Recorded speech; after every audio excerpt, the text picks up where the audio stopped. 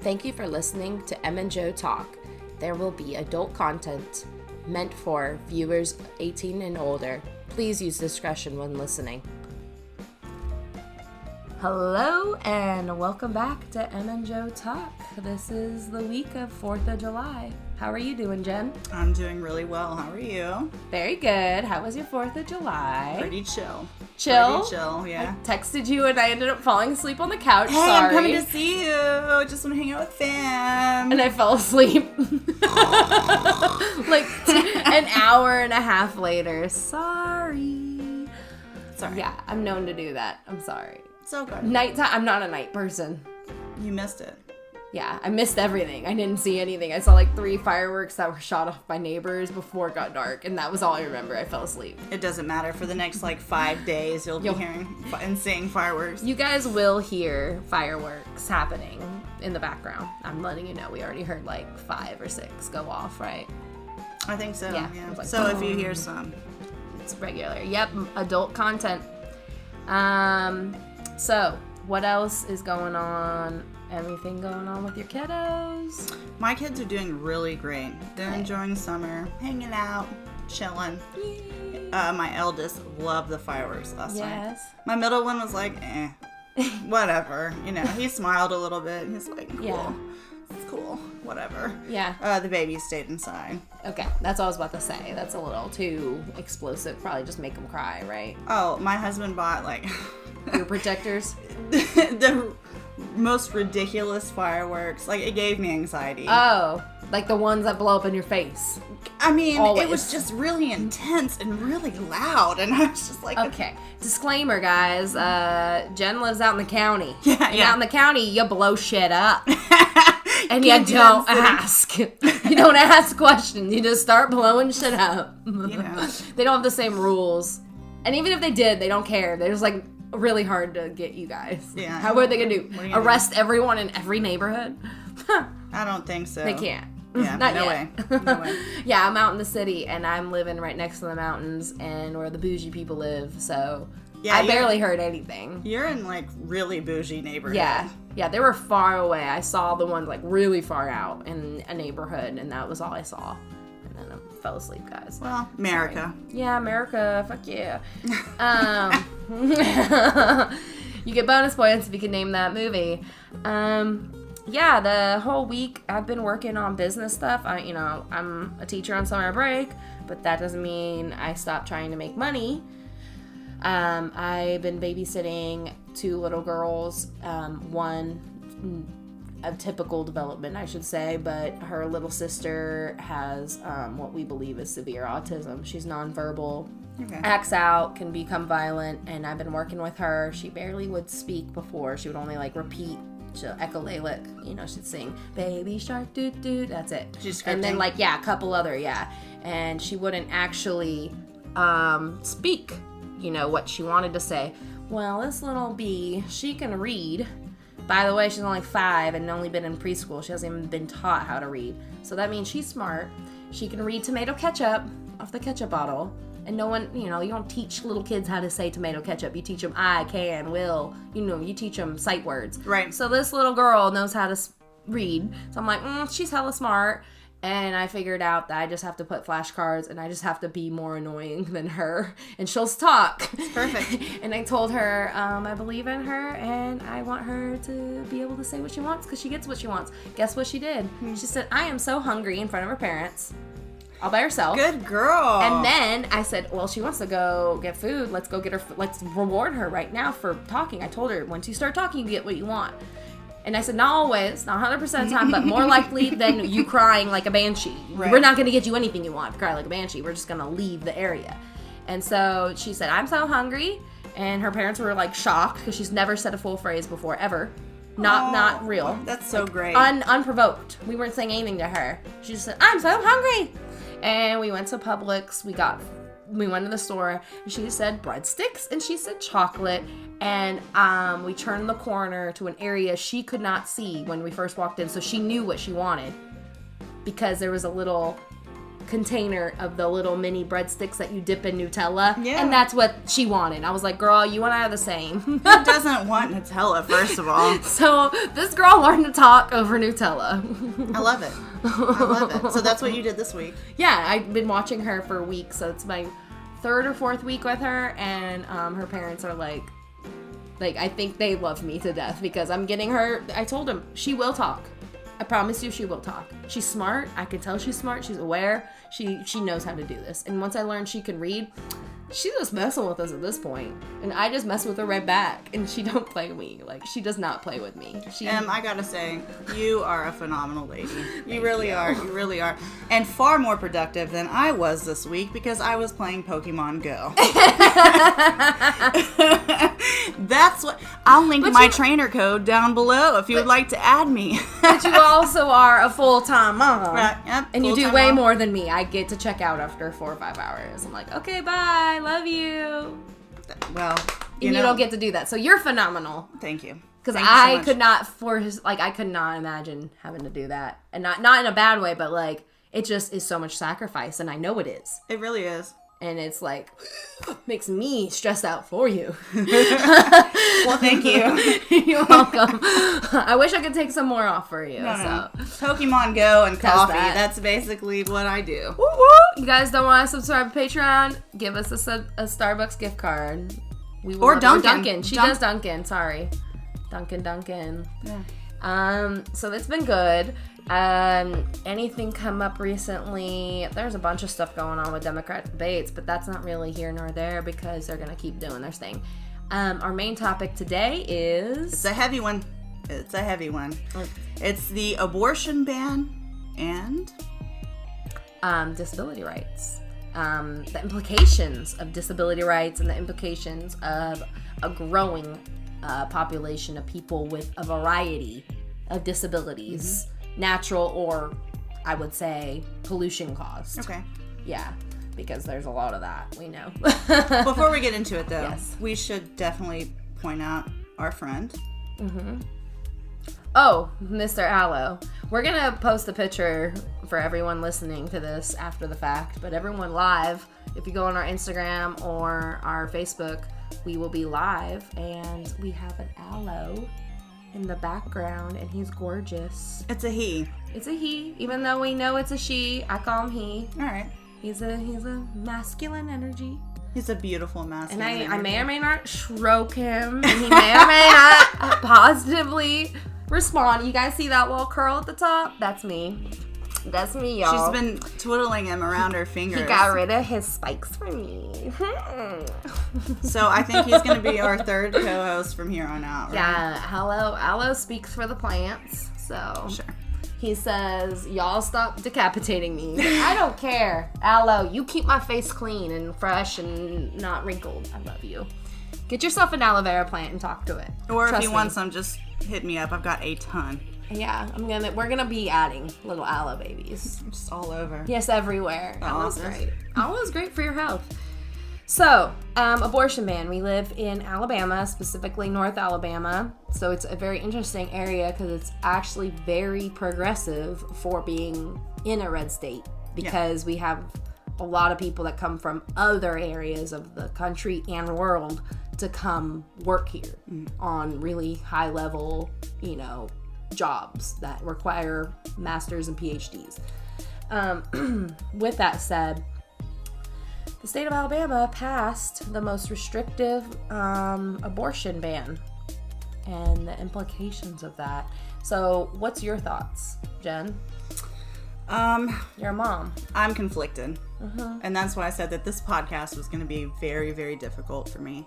To be very honest, I think that the state has overstepped their boundaries.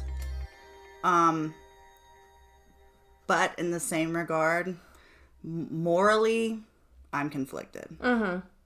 Yeah. So, where should we begin with this? Because there's so many levels to this topic. Mm-hmm. So maybe we should start a little bit more minor, I guess.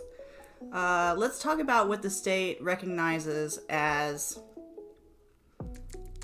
what they teach in school here. Yes. So just for clarification, the abortion ban in Alabama, if you've not heard about it, I know people in Australia that know about this. So it's pretty worldwide known that we're like the third world country of America. In regards to women's health, that is. Not everything. The abortion ban requires a woman, it goes against the federal statute. So it's actually against federal law that a woman cannot get an abortion no matter what, unless literally her life is in danger, or the baby, or whatever, like the baby's literally killing her, or that's it, right? Like she only, like literally if she's about to die, that's the only time you can get an abortion. Right. And who's to determine that? I don't know. Because, you know, I've had a lot of pain and, like, doctors didn't listen. A woman doctor didn't listen to me until, like, I screamed at her and she's like, oh, I guess you're right. I guess you are having pain. So, like, there's a whole nother implication there. But also it does not, like, if you get raped or you have incestuous rape or anything like that, you cannot get an abortion. No, it is illegal for the doctors is how they've worded it. And they can go to jail for 100 years. Mm-hmm. The doctors can. Right. And lose their license. So, with that and everything it implies, Jen grew up here and went to public school here. I did. What do they teach you? Abstinence until marriage. In fact, I remember in high school, okay, I didn't get like the 6th grade sex talk. I didn't get that. But in 9th grade, my parents had to sign a waiver saying that they were going to teach this abstinence until marriage. And you go through these classes of, girls, don't do it because you'll be a hoe. Don't do it. Don't do it. Don't do it. They don't really mention men. I think that's a little odd looking back in retrospect. But the whole onus of responsibility is on women always. I think this is a 6-week curriculum. Mm-hmm. And at the end, I remember my teacher pulling out these little like debit cards and it said ATM card, abstinence until marriage. And we had to sign it. Like, we had to sign it. There was no option. They didn't talk about contraceptives. They didn't talk about safe sex practices at all. It was just, don't do it or you're wrong. So how did you find out about safe sex and how to did you go on the internet? What was your personal story and how you became knowledgeable? The first time I ever saw a condom. And when was that? Some of my guy friends were blowing them up like balloons and laughing about it. Thank you, immature men. Yeah, thank you so much. Like, boys. What is that? What is that? And then they explained it to you? I think it was a lubed condom. And they're putting it up in their mouths all lubey. Guys are weird. Yeah, so that was my first experience with any kind of anything. Yeah. I didn't know about birth control pills. I didn't know about IUDs, which I guess they were a thing. They've been a thing since the 70s or something like that, but obviously you still weren't taught anything. I wasn't taught anything, so it was kind of a guessing game.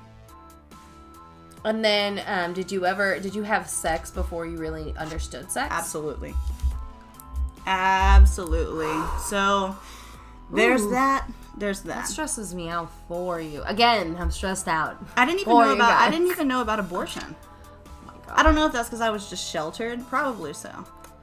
You know, and you kind of came from a more religious family, right? My grandfather was a Baptist preacher. Mm-hmm. He wasn't closed-minded. No, he wasn't. Not going to talk about it, probably. That was just something that was never even brought up. It wasn't even a thought in his head. So at least he didn't try to indoctrinate you into being a certain way. He just was like, you decide on your own, but I'm not going to touch that with a 10-foot pole. I didn't ever hear anything negative from him. When people think Southern Baptist, they think hellfire and brimstone and you're going to go to hell if you do all this. It was never that. In fact, he was way ahead of the game because he would tell stories when he preached. Cool. Alongside of biblical information.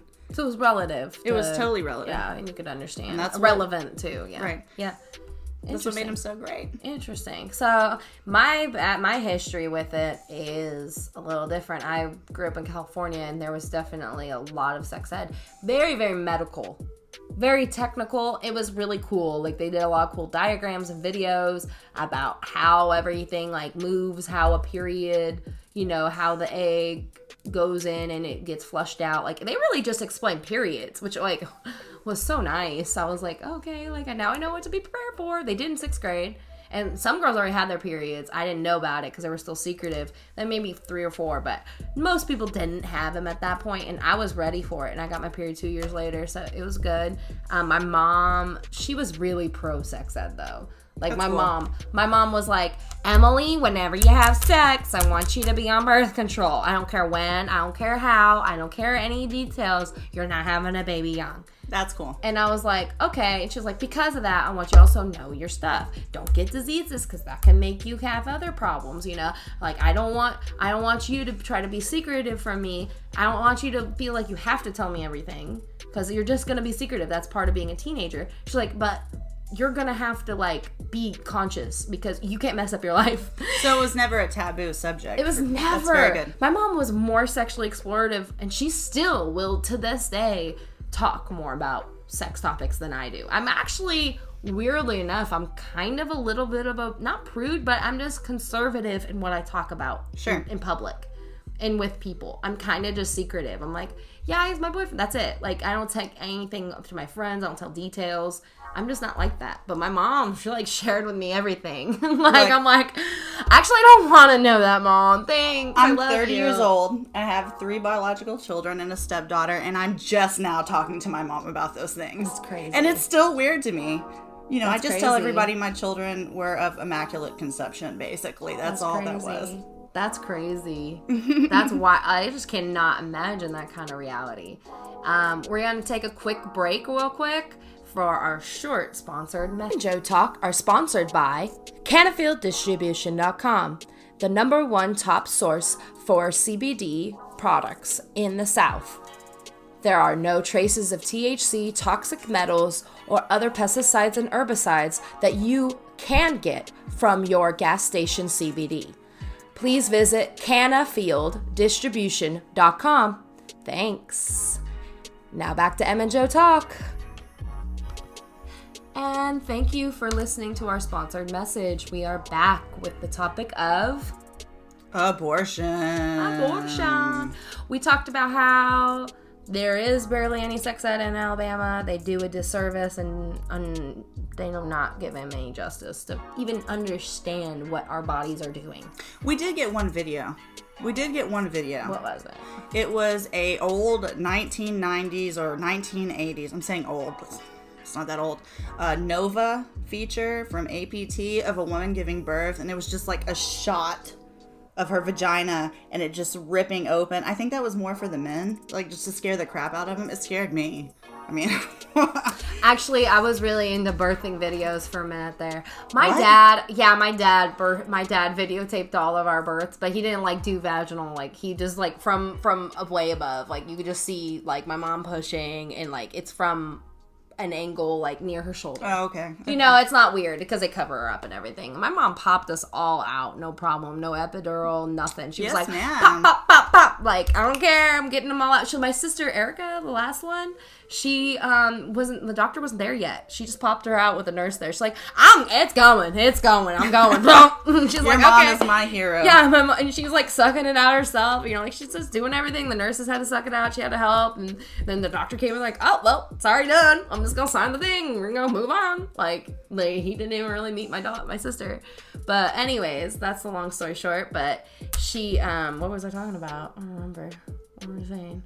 With babies. Abortions. Yeah, there's other ways. Oh yeah, I was really into birthing videos and I watched a lot. So I actually, like at 8 years old, I knew what birth looks like and I thought it was cool.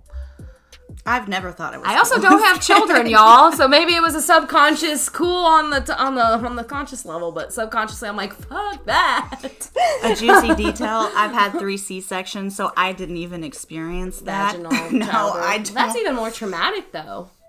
Because you have to see your own body get sliced open. Well, or you have to feel it. Like, I did a weird thing, and I downloaded this app where you do, like, mock surgery on yourself, and you could do OB stuff. So I did mock cesareans all the time, so I knew exactly what was going to happen, because it makes me feel better. Mentally, yeah. So when I go into shocked. When I went into the OR, I was like, oh, is that the bladder blade over there? And the nurse was like, huh? Oh my God. So when they took, because a lot of people don't know, they take the uterus out and put it on your stomach to sew it back up. And so I knew what was happening just by a series of events. And I was like, hey, how's my uterus doing? The doctor was like, huh? Oh my God, you were a wild ass patient. I really, like, they should have just let me watch it. It would have been so lit. Are you sure you don't want me to just do a C-section myself? I got it. I've only killed like 3 patients online. It's fine. I got You're fine. My app is good. I got a 70%. I can basically be a doctor. Basically got my MD.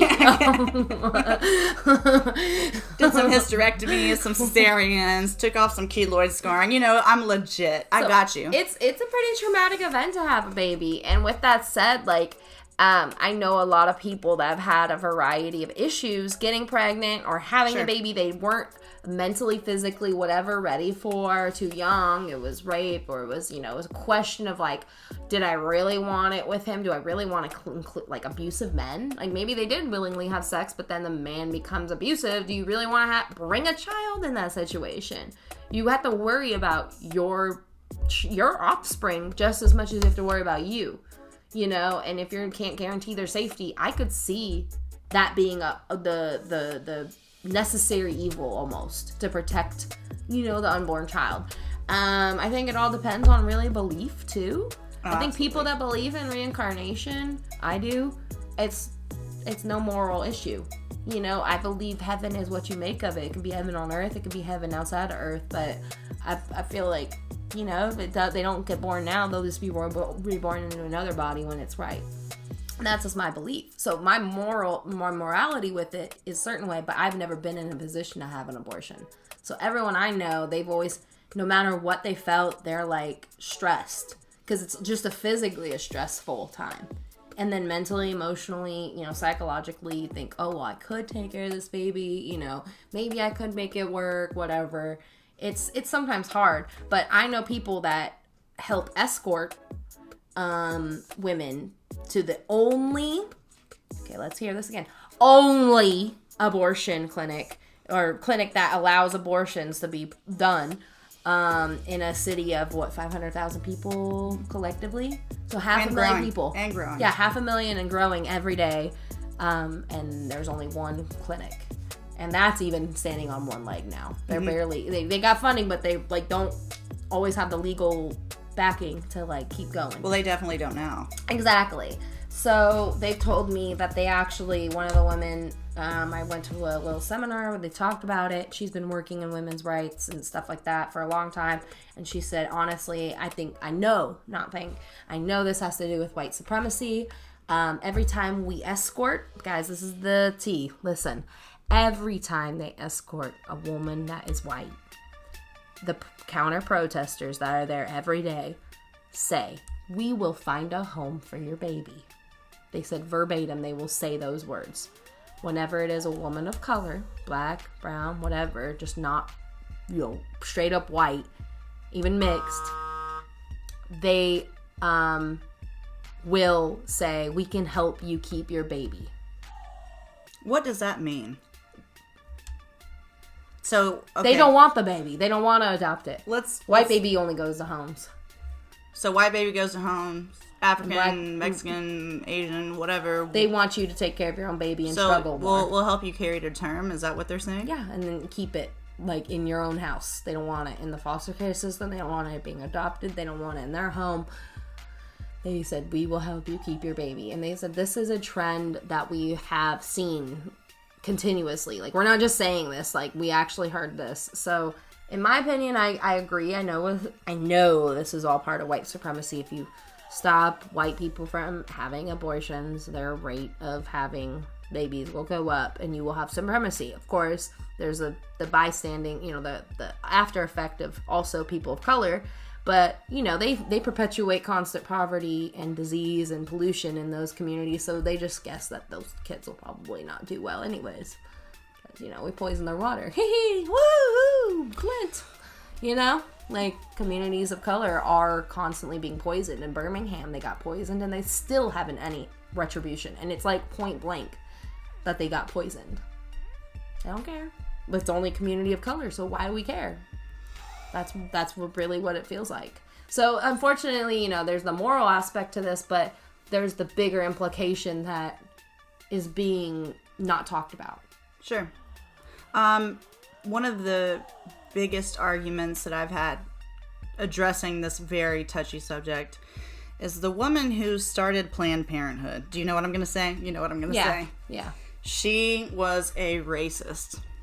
Mm-hmm. That's the argument. Mm-hmm. All right. So let's touch on that then.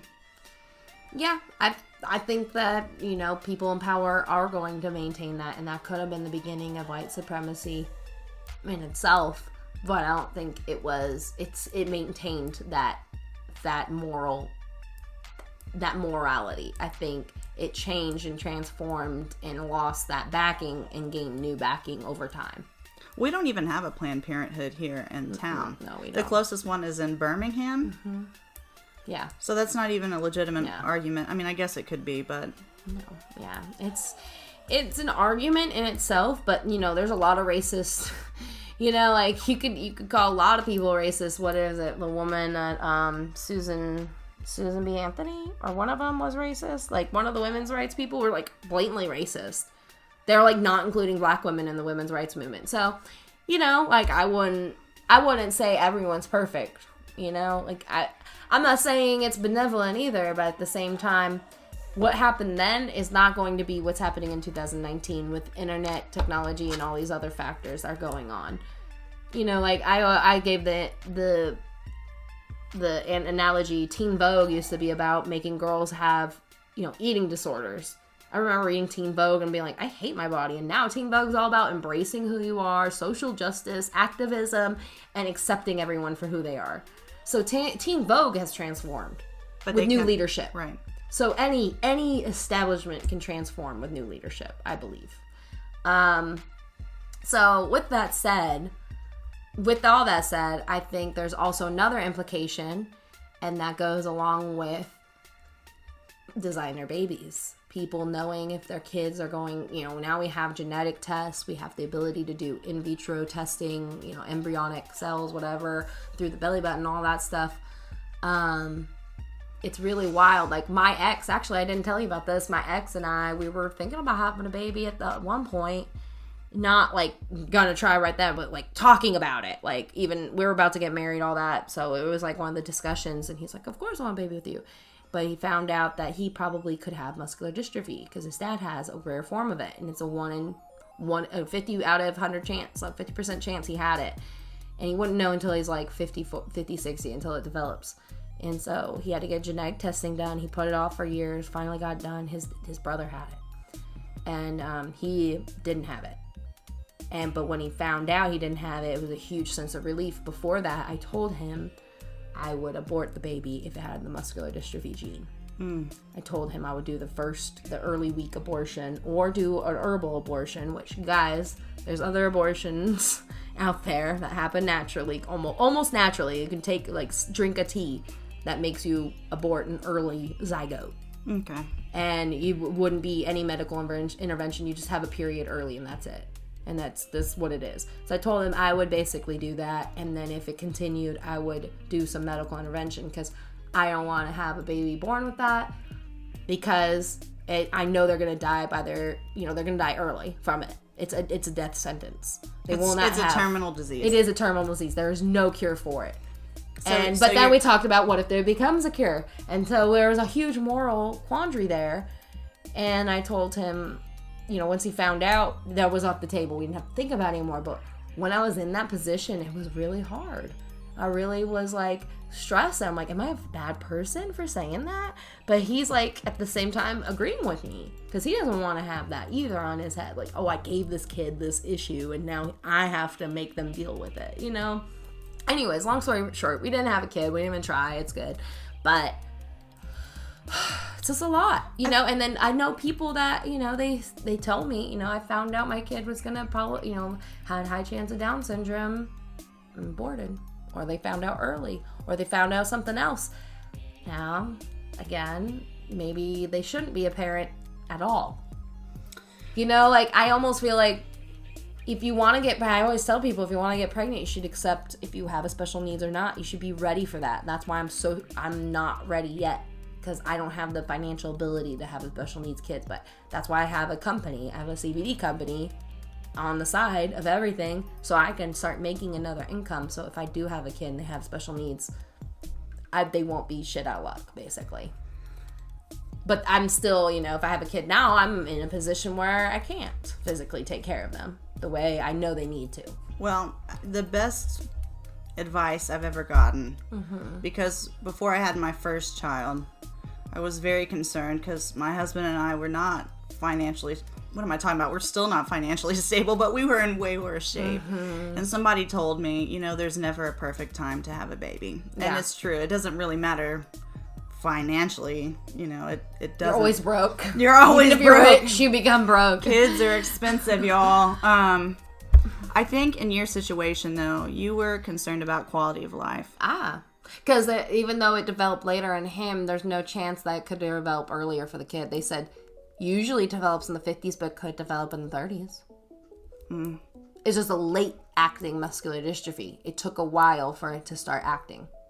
So most muscular dystrophy, you die by your 20s. But they didn't die until they're 60, 70. But who's to say that not everyone. Yeah. I mean, that's hard. Yeah. It's hard. Yeah. And it was bad because he was seeing his dad deteriorate day by day. But with that, I've met people, you know, I tell people I'm a special ed teacher, and it's really, like, brutal, it feels like at the time, but there's also, like, they just don't know. They never had the experience with special needs kids. I get to experience the coolest things in the world. I'm not saying it's not a lot of work, but it's the most rewarding, coolest relationships I've ever had in my life, and I know it makes me be more conscious of every soul in the universe. And that's what I love about what I do and my kids and everyone that teaches me things, the parents, everyone. But I've had people tell me, like, I've been at a bar and, like, you know, what do you do? I'm a special ed teacher. Everyone else is an engineer, guys. So, like, it's a big deal. Town, yeah. It's a big deal that I'm not an engineer because I hang out with all engineers. And they're like, what do you do? I'm a special ed teacher. And first off, like, most people, they don't want to say look down. They either, like, put me up on a pedestal or they're like, oh, whatever. And this one guy's like, why do you teach them? They're fucking useless.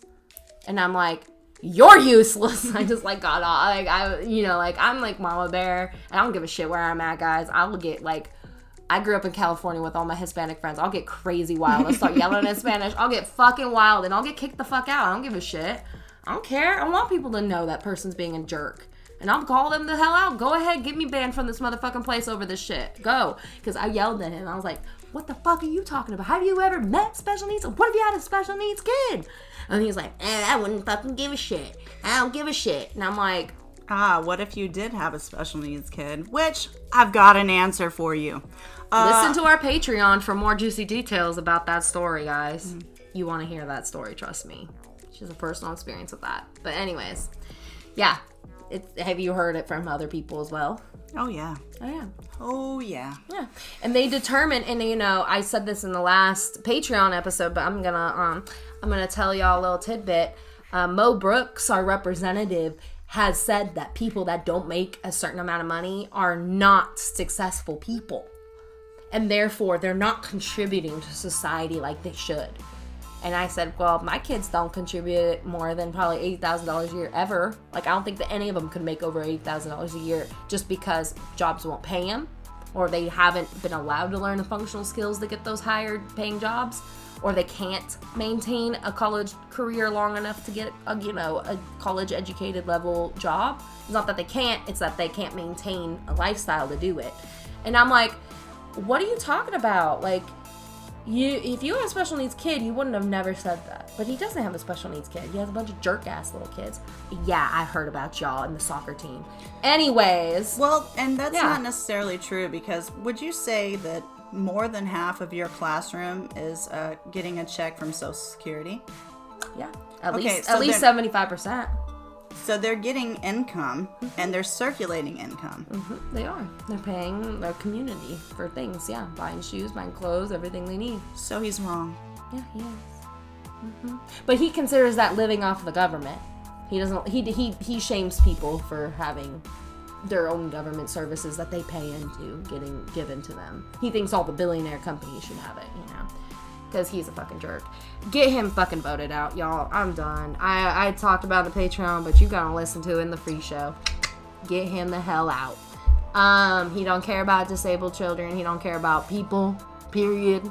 Don't let his little rah, rah, rah, rah voice confuse you, because he's an idiot. Can I hear that again? Rah, rah, rah, rah, rah. He talks like this. And your mouth has to look like a dead fish. Or else you don't make the right noise. Are you sure that you're not Sessions right now? I think I'm both. I think I'm like Sessions and Mo Brooks.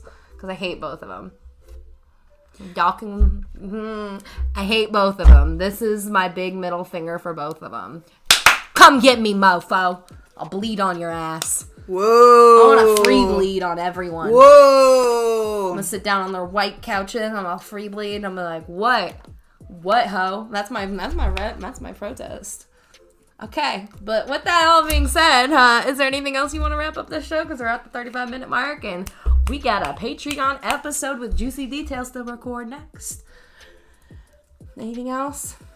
Other than we're basically a third world country and a first world.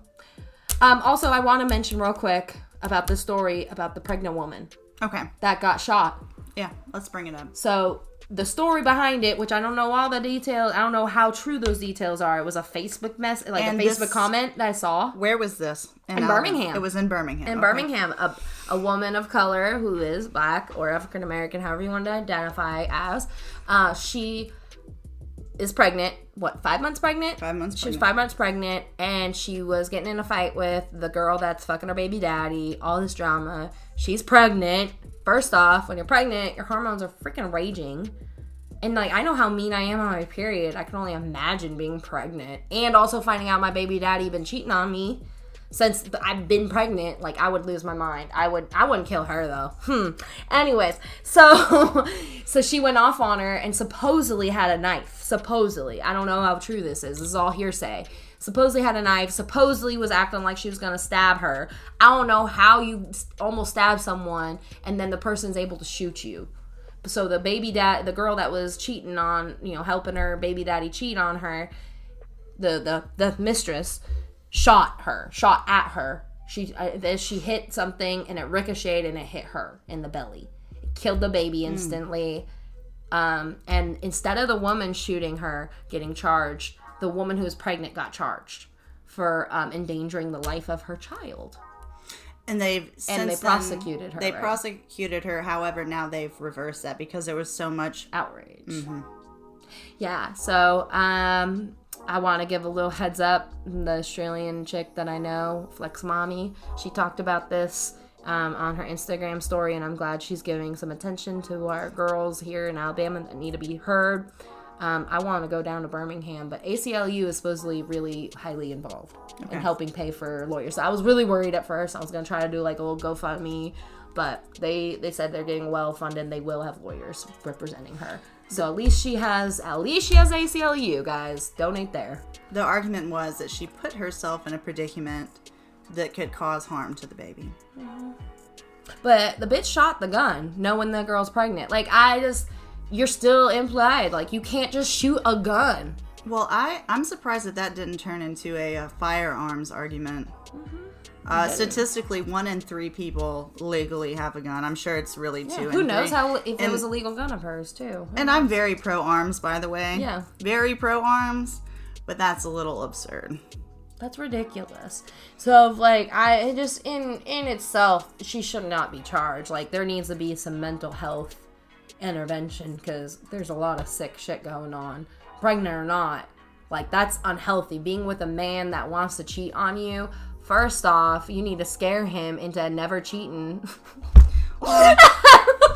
That's just me, but, at the end of the day, it is what it is. Dirty dog. It's not the woman's fault. It's his fault, but... It was a sad story. It is a sad story, so it's only happening to our sisters of color, and I'm pissed. I'm done. If you're poor and you're black, or you're just black, you're an automatic victim of the justice system, and you're an automatic,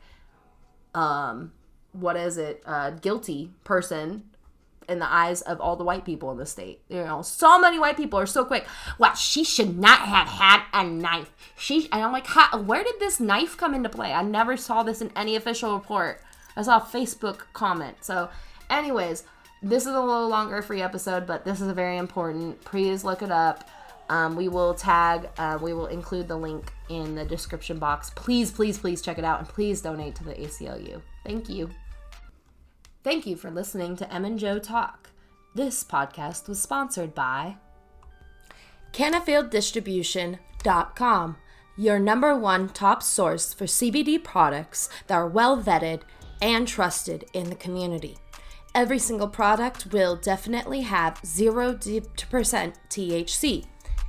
And with all of that, no toxic chemicals, pesticides, or herbicides. The things you will definitely find in your CBD products that you find from your local gas stations. Please visit CanafieldDistribution.com and buy yourself some stuff that will actually help you for once.